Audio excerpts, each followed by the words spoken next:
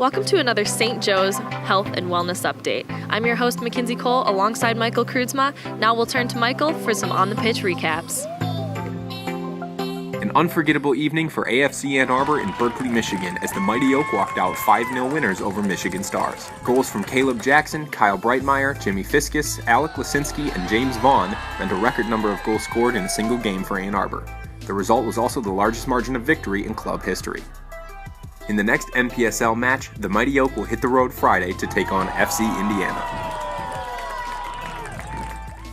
Fans, I'm here with Coach Rudland following AFC Ann Arbor's 5-0 victory over Michigan Stars.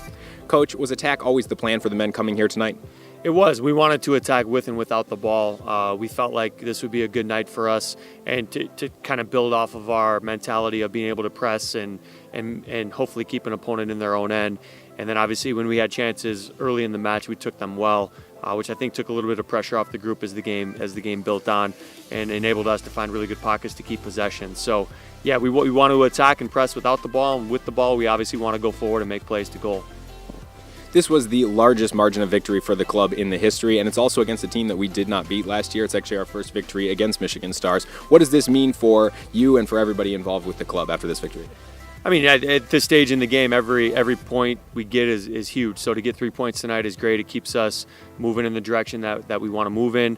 And with only one match this weekend, I basically told the men, hey, we've got to get 3 points out of this game because there's no makeup game on Saturday or Sunday. So for us to respond in this nature and come away with 3 points is huge. As the score started to climb, we saw a couple of new faces come into the team as well. What did it mean for them to get into the game, and what did you think of some of the subs that got in for the first time this season in some cases? Guys played well. I mean, I'll start with our first 11. Caleb Jackson had his first start for us and scored the first goal, which is a great finish. And then we were able to bring some guys in late, like Zach Pagani, who hasn't had a run with us yet this year.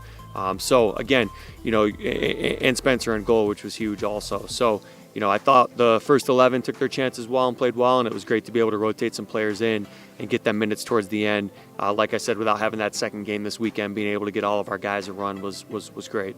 The back line kept a clean sheet tonight. How important is that for you, and especially for the other defenders as the score does start to get up there? How important is it for you guys?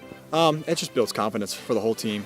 Goals can come as long as we do our job and keep them out. If they score early, it's pressure on the forward guys to score.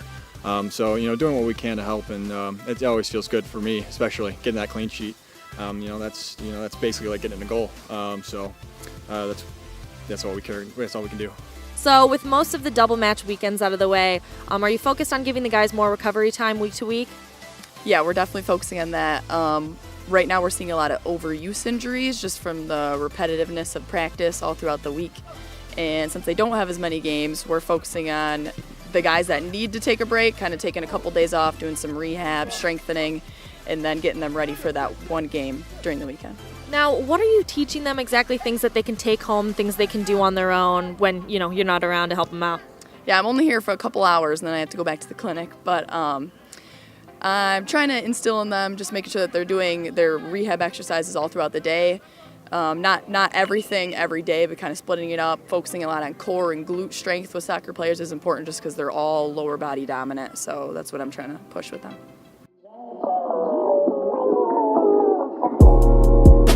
Really enjoyed my move to Ann Arbor. I think it's been really easy to fit in with the team here. All the guys are cool and the coaching staff is awesome. I think the main goal for all of us is to just go as far as we can, try to win the whole thing, and just see where it takes us.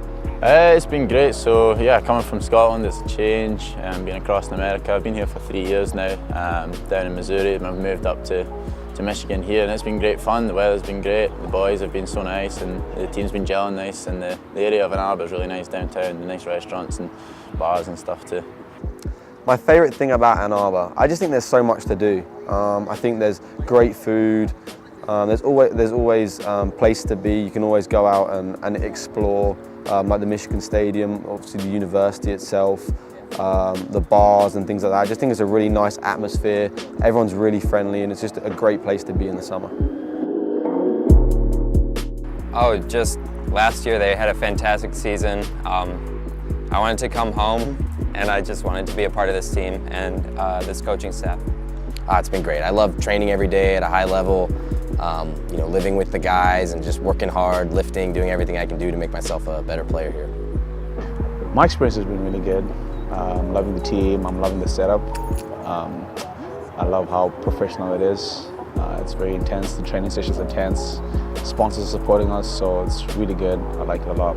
Thanks for tuning in to your St. Joe's Wellness Update. The Mighty Oak have 2 more home games, June 16th and June 24th. Until next time, I'm Mackenzie Cole.